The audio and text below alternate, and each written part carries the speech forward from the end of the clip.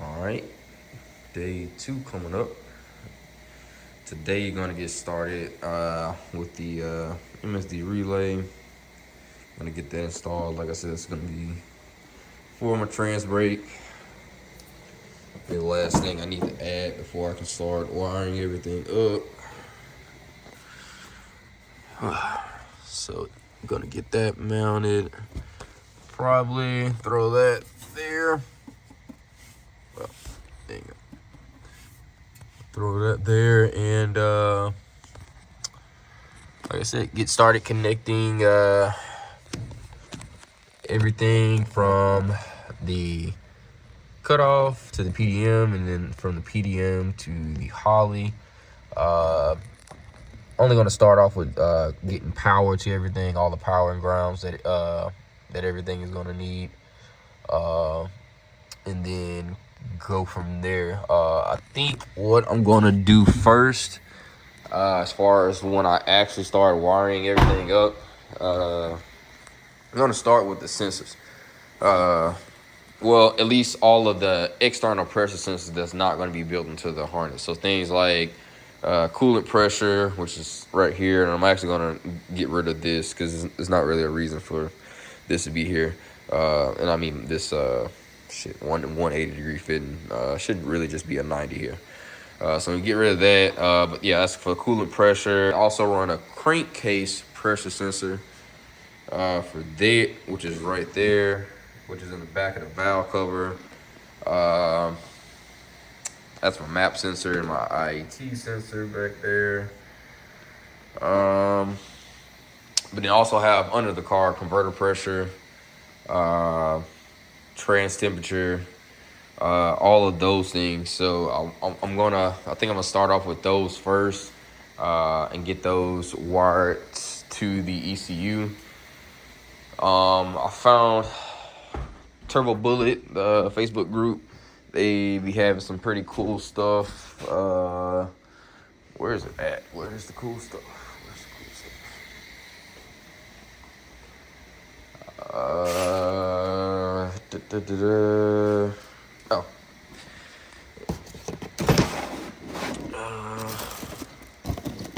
These here.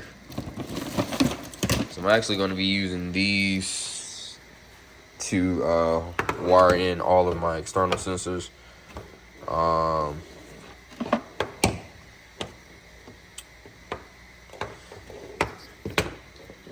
And actually, I might end up just running all the sensors period to these because what these are, well, no, because some of the things like say oil pressure or oil temperature, it's already built into specific pins in the Holley Dominator software, so I can't do that. But like I said, any sensors that's not already pre-pinned into the Dominator that I need to run the car, such as the ones I had already just talked about, I'll be able to add here, along with other stuff like shock sensors, wheel speed sensors, which I have on the front and rear.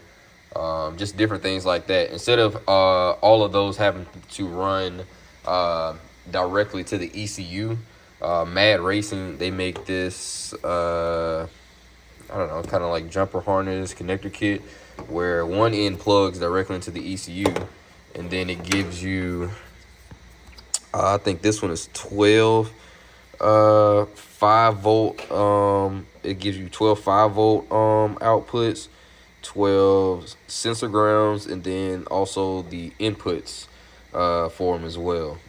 And then you just set up everything in the software, and then you're good to go. So everything can run to these pretty much like distribution blocks versus, like I said, having to run everything to the ECU. So I'm going to be using these, like I said, for as many sensors that I can, or really anything that I can with the Dominator. You know, another big benefit to these are, you know, the factory ECU, the Dominator. I'm sorry, my factory ECU, the Dominator. It only has so many 5-volt outputs and sensor ground outputs. So that's what makes these really, really cool, because instead of having to, you know, splice in a bunch of 5-volt T's and sensor grounds, you can just literally, they all go here like you would normally pin them. So that makes things a lot, I think it's going to make things a lot cleaner, a lot easier to, to use and stuff. So yeah, I'm really excited about being able to pop these. And they got these for the J4 connector and the J3 connector on the Dominator. All right, and we got the MSD relay mounted. So that will be the last piece of electronics we're gonna have mounted in here, and we can start up the wire up. Like I said, I'm gonna start with the power for the PDM, and then like I said, we're gonna start doing some of the external sensors outside of the main sensors that will go in the be a part of the engine harness build. So yeah, and I also wanted to talk about the MSD relay a little bit, because not only can they be used, like I'm about to use it to like I said, for the trans brake, but in like I guess more street car applications, these are really great for fuel pump control. A lot of people in the Coyote world, and probably most of the late model stuff, use Ford. Ford makes great stuff, great fuel systems, but I've had personally issues with the relay / fuse setup that the Ford kit comes with. So this is, in my opinion, a much simpler and nicer setup, and it actually does a little bit more. It has overheat and over voltage protection already built into it. Like I said, it's rated for 38 ounce, 4 channels, so that means you can run, 3 fuel pumps and then something else, that you got running on the car, and then you actually can control them individually. I think for the factory, the activation output wire for Coyote is like the purple and yellow wire, or the purple or the yellow wire, something like that. So you would essentially, like, say if you were wanting to run 2 at a time, you got 4 fuel pumps and you're running 2 at a time, you would tee that wire into, say, these 2 bottom 12-volt activation pins, and that would power channel 1 and 2. And then say if you had a hop switch, or you used a map sensor, because I know they make, in my opinion, I don't really like hop switches, but I know that I've seen a few places sell like a map-based ground or 12-volt switch sensor that are pretty much, you would put it in your intake manifold, and then it would send out a ground or 12-volt voltage once it goes over a certain boost level, and then you could pin those into we'll run the wire 2, 3, and 4 to control the other 2 fuel pumps. So however you want to do it, just it's a bunch of different options. And they will for sure handle the amp rating for 525 Hellcat pumps or 535 pumps or whatever you need to run. So definitely a great piece, and it costs, actually I think it's less than the Ford controller. The Ford controller is I think it's like $250, and then this is like $200. And you just run one main power wire here, ground wire here, and then you just add whatever you want to output.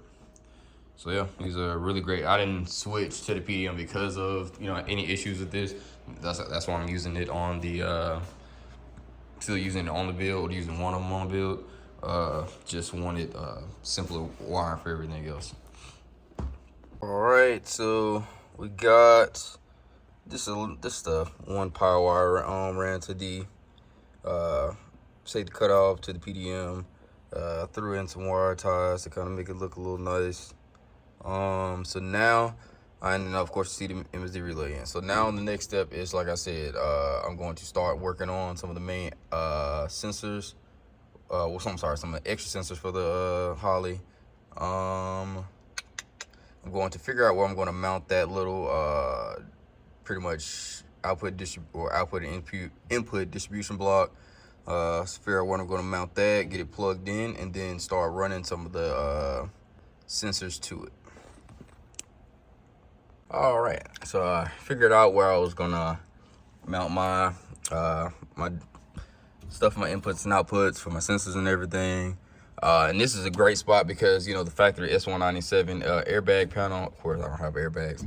But that panel, I made it well, it's removable. It's fairly removable from the factory. It's just held in by clips.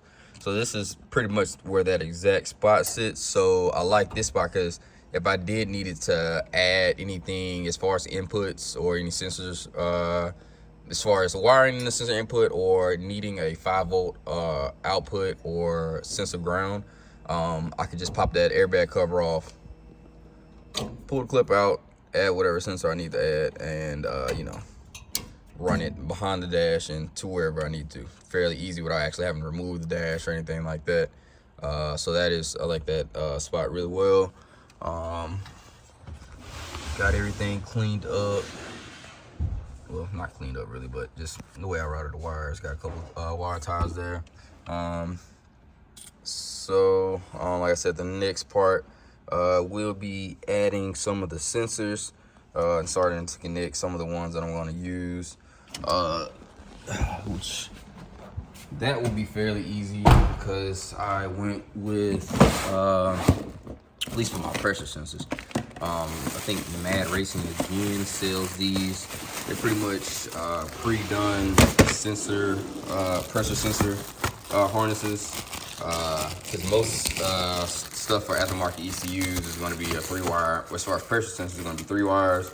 And then for thermal sensors like coolant temp or transmission temperature is going to be a 2-wire. Like for example, like I said, say for a coolant pressure sensor, it literally just plugs in there, and I'll run the wire to the distribution block here. Ouch. And hook these 3 wires in there, and that'd be pretty much it. What I am going to do is make these removable as far as the connectors.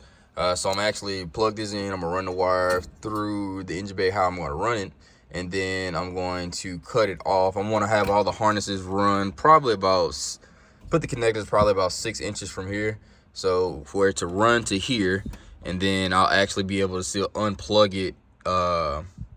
I can unplug it behind the dash and also unplug it at the engine. So if, say for example, if I needed to take the engine, like say if I was selling the setup and I wanted to take just only the engine harness out, I can pretty much pull everything out fairly easy, unplug everything, pull the dash out, unplug everything, and then I can pull literally I want to be able to pull everything out from here, and then if I need to go into the engine bay and pull anything out, just unplug it and pull the wire out the engine bay. Super easy. So yeah, that's the plan for these next steps. Get working on each of the sensors. I probably have, like I said, maybe 10 or so sensors I need to run to these. The first sensor I'm gonna start off with is my crankcase pressure sensor. As you can see, like I said, it plugs in there. Got it running into the car from there. And I have a grommet that is gonna go through there to kind of seal that hole up a little bit and make it look cleaner. But like I said, so since I want this to be a removable connection, all the sensors to be a removable connection, what I'm gonna do is I'm gonna cut it probably about right here, and then I'm going to add a DCP connector, and which is very easy to use. You can, you know, Google DTP Deutsch connector and you'll see it pop up. Like I had mentioned early in the first video, just want to make sure you use the right size pins rated for whatever you're doing. These are a little bit overkill. These are rated for like I think 13 or 15 amps. Nickel plated pins for 16 to 20 gauge wire. I'm sorry, for 16 to 22 gauge wire. So yeah, that's what you really want to use. Well, like I said, just something to make sure you're thinking about when you choosing pins. Some of the cheaper stuff you get on Amazon to work for low voltage stuff, but when you're looking at like say fuel pumps and stuff like that, you definitely want to make sure you got the right amp size. Right pins rated for whatever amps you're going to be pushing through it. So I'm not going to go through every sensor and show you guys this, but I did want to show you that, and then also if I can grab them.